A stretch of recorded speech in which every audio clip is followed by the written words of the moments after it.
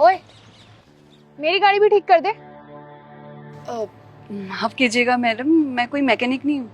हाँ तो क्या हो गया, मेरी गाड़ी में थोड़ी सी प्रॉब्लम है, ठीक कर दे, पैसे ले लियो। देखिए बात पैसे की नहीं है, वो टायर में थोड़ी सी प्रॉब्लम थी, इस वजह से मैंने खुद ठीक कर लिया। तो मेरी भी गाड़ी में थोड़ी सी ही प्रॉब्लम है। आपको बात समझ में नहीं आ रही है क्या? मैंने बोला ना आपको मैं मैकेनिक नहीं हूँ। एक काम करिए, ये लीजिए मेरा फ़ोन, इससे किसी मैकेनिक को कॉल कर लो, वो आ जाएगा, ठीक कर देगा आपकी गाड़ी। ओहो, तुझे क्या लगता है कि मेरे पास फोन नहीं है? ये देख, तुझसे महंगा फोन है मेरे पास। आई बड़ी। तो मैडम अपने इस महंगे फ़ोन से किसी मैकेनिक को कॉल करके बुला लो ना। नहीं, मैं किसी मैकेनिक को नहीं बुलाऊंगी, मैं अपनी गाड़ी तुझसे ही ठीक करवाऊंगी, क्योंकि तूने ना मेरी ईगो हर्ट कर दी है।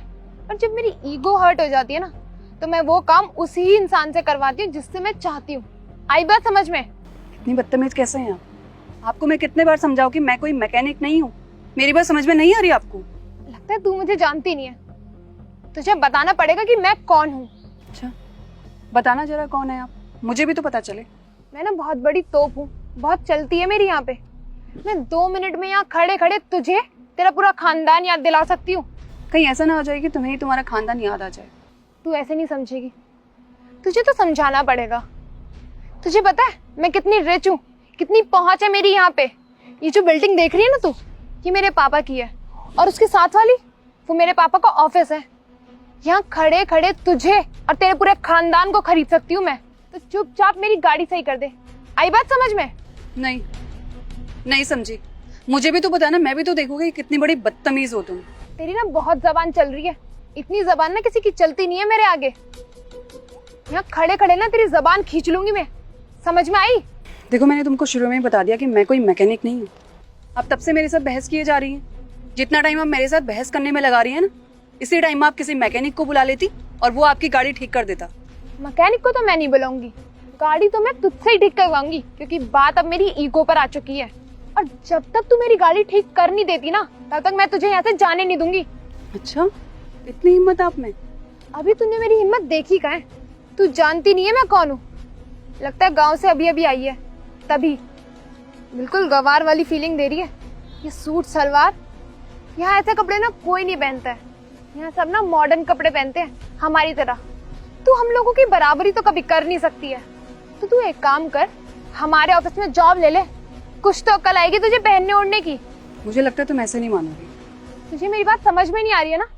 रुक, तुझे तो मैं बताती हूँ। अरे छोड़ो उसको। तेरी इतनी हिम्मत, तूने मुझ पर हाथ उठाया? ये थप्पड़ तुमको बहुत पहले ही पड़ जाना चाहिए था। मैडम, आप यहाँ? तू इसे मैडम क्यों बोल रहा है? इस पे मैडम सूट भी नहीं करता है। तेरा दिमाग तो ठीक है? तू जानती कौन है ये? कौन है? मुझसे बड़ी तोप तो हो नहीं सकती। तूने मंडल कंपनी ज्वाइन की थी ना अभी? हाँ तो, लेकिन उस बात का इस बात से क्या लेना देना है? तेरा दिमाग तो ठीक है ना? वो मंडल कंपनी इन्होंने खरीद ली है, अभी मालिक है। मैम आप, पर आप ये गाड़ी ठीक क्यों कर रही थी? हाँ मैडम, आप ये गाड़ी ठीक क्यों कर रही थी?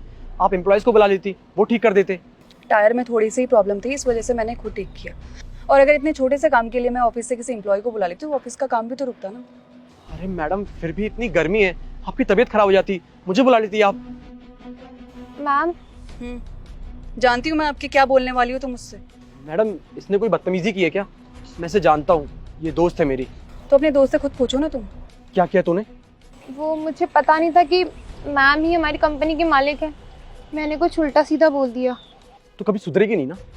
वैसे लोगों की बेइज्जती करनी आती है तेरे को, है? मैम प्लीज मुझे माफ कर दीजिए, जाने अनजाने में मैंने बहुत कुछ बोल दिया आपको। मैं आइंदा ऐसा किसी के साथ भी नहीं करूंगी। जाने अनजाने में?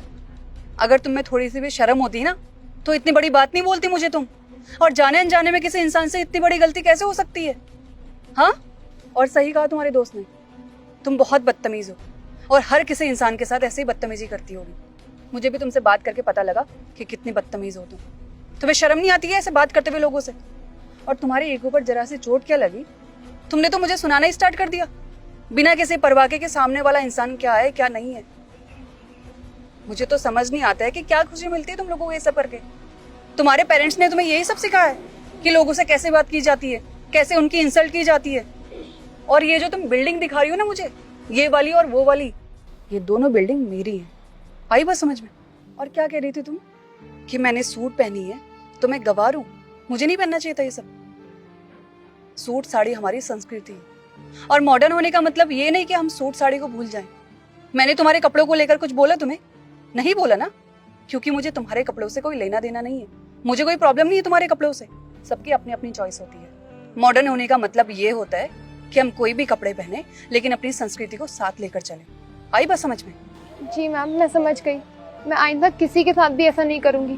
प्लीज़ मुझे माफ़ कर दीजिए। वो मैंने हवाबाजी में शो ऑफ करने के लिए आपके सामने ये सब कुछ बोल दिया ताकि मैं थोड़ी सी रिच लग सकूं कि ये बिल्डिंग मेरी है। मैम, मेरे पास इस जॉब के अलावा और कुछ भी नहीं है। Please ma'am. किस जॉब की बात कर रही हो तुम? उस जॉब से मैं तुम्हें बाहर निकालती हूँ, क्योंकि हमें अपनी कंपनी में तुम्हारे जैसे एम्प्लॉयज की बिल्कुल ज़रूरत नहीं है जो दूसरों की इज्जत करना भी ना जानते हो। कल से ऑफिस मत आना तुम। ले जाओ अपनी दोस्त को यहाँ से, और इस बात का ध्यान रखना कि कल से ही ऑफिस में नहीं दिखाई देनी चाहिए। और ऑफिस तो क्या, ऑफिस के आसपास भी मुझे दिखनी नहीं चाहिए। ले जाओ उनको यहाँ से। Please ma'am. प्लीज आप जा सकती हैं यहाँ से। चल यहाँ से।